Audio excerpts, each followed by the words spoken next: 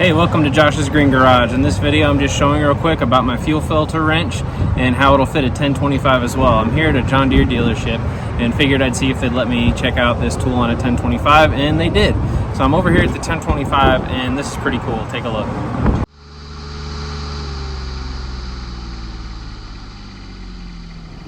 So the fuel filter housing is really simple to get to on these things. I didn't even have to open the hood, but this just goes right on there. Boom, perfect.